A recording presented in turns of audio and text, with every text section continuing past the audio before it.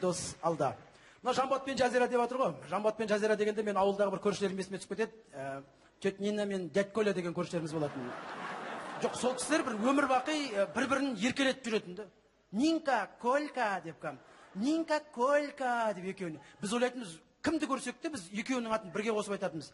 Дядь Коля, тет Нина деп жаңағы. Сөйтсек олар екеу екі бөлек адамдар екен ғой жаңағы. Қаншан көрсең бір-бірін еркелетіп атады бар ғой.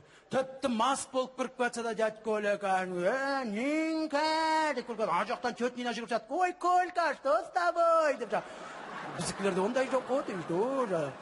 Олар бір-бірін еркелеткен былай тұрсын, қорадағы малдарына дейін еркелетеді ғой енді. Ойбой, қыстан шыққан кезде, алғашқы көкке малдың аузы іліккен кезде қарсылап алуға барамыз алғашқы кездері. Тет Нина өзі бір кішкене бір объемный кісі болатын енді бар ғой. Сиырлар да сондай. Қыстан шыққан мал секілді, керісінше қысқа кіріп жатырған малдар секілді бар ғой. Ана жаңа тет Нинаға кетіп барамыз, бәріміз жаңа дуң деп тет Нина кетіп батады. Біз қасында жаңа танк деп барамыз. Біз бір-бірімізбен сөйлесіп тұрамыз қазақтар. Тет Нина сиырлармен сөйлесіп тұрады ғой. Малдармен сөйлесіп тұрады. Кім адаммен сөйлескен секілді. Сиыр келіп жақындаған кезде, ана сиырға бітеп тұрып айтады. Зойка, где ходите? Где ходит? Разве так можно? Ну, Зойка, ладно ты, ну, Майка, ты же старшая же. Разве так можно? Я же здесь уже полчаса стою уже. Деда дома переживает уже. Апрелька голодная сидит. Давайте, чтобы не повторились, давайте быстро. Біз қазақтар малды артынан айтаймыз ғой. Тет Нина алдында кетіп батады, сиырлар артында кетіп батады, лесіп бар ғой. Тет Нина да мынандай, сиырлар да мынандай, бүкіл ауыл қарап тұратынбыз. Осылар не жейді екен деп бар ғой. Ой, артынан біздің сиырлар келе жатады ғой, қыстан шыққан ғой енді. Жүрістерін қарасаң бір Европаны мода көрсететін қыздар секілді бар. Бір-біріне аяқтар соғылып, қағылып, бір-біріне там көмектесіп, помогать етіп, мынандай болып қалған ғой. Тет Нина қораға кіреді, есікті ашып жібереді деп айтқан. Апрелька, мама пришла, иди, давай быстро, давай, февралька, давай. Ан жерінде шошқалар жатыр, олардың да аттары бар. Че, Михайлович, голодный, да?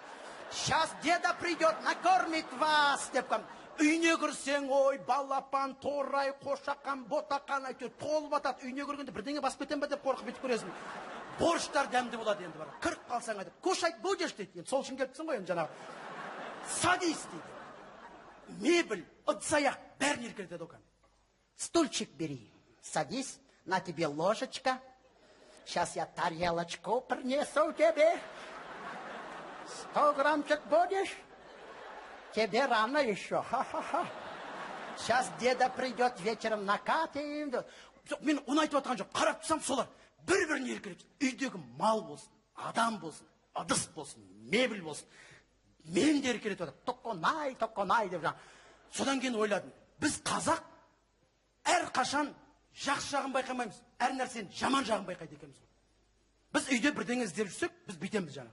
Яна құлақ жоқ кастрөлді кім көрді дейді жаңа. Құлақ жоқ кастрөл қайда дейді. Ан жақтан дауыс шығады. Тесік шелектің қасында дейді. Тесік шелек қай жерде тұрсың? Аяғы сынық стол бар ғой, соның астында тұрады ғой дейді. Арқасы жоқ орындық қай жерде? Мына жер кілең инвалид үйдің тұрған бар ғой. Ана тісі жоқ вилка бар еді ғой мына жерде бір жақ. Ана сынық кесенің қасында тұр ғой дейді. Не деген ыдыс-аяқ деймін да біздің үйдегі. Ол былай тұрсыншы, қорадағы малды айтсаңыздаршы біздің бар. Олардың аттары жоқ, біз өзіміз қойғанбыз кәдімгі. Ана мүйіз жоқ, сиыр жоқ. Соқыр сиыр қайда? Соқыр сиыр.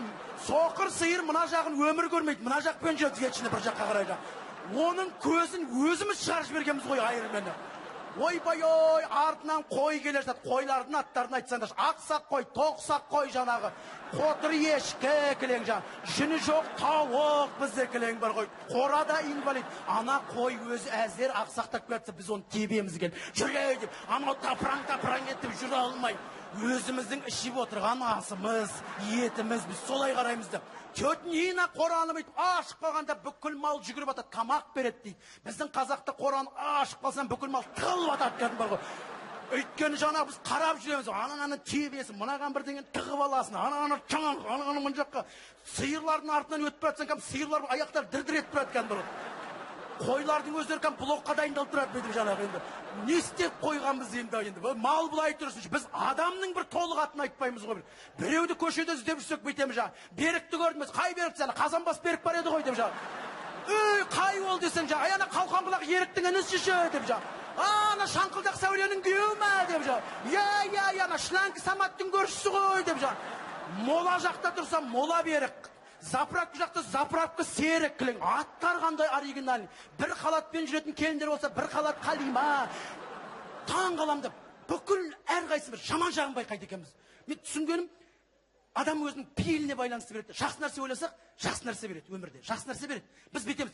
Бір балаға біз айтсақ, сен ақылдысың десе, ана бала ұялғаннан ақылды болып кетеді екен. Мен ақылды болуым керек, оқуым керек. Біз айтпаймыз ғой, біз бетеміз. Тупой мына бала, кім білмейді.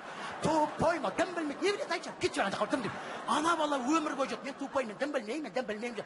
Жігіт болған шағында, ақыл айтатын шағында жүреді. Қалай не, кім білмеймін, шал болған кезде жүреді. Мен кім білмеймін, кемпірден сұраңдар, мен кім білмеймін.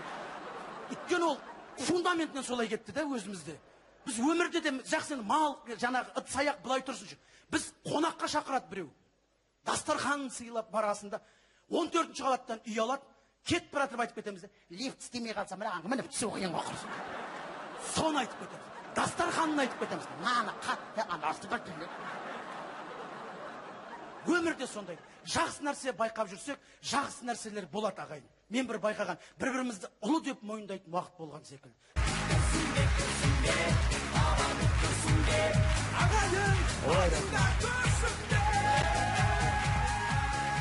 Рахмет. Осы шапалақтарыңызға. Жақсы, мен қазір тағы бір жұпты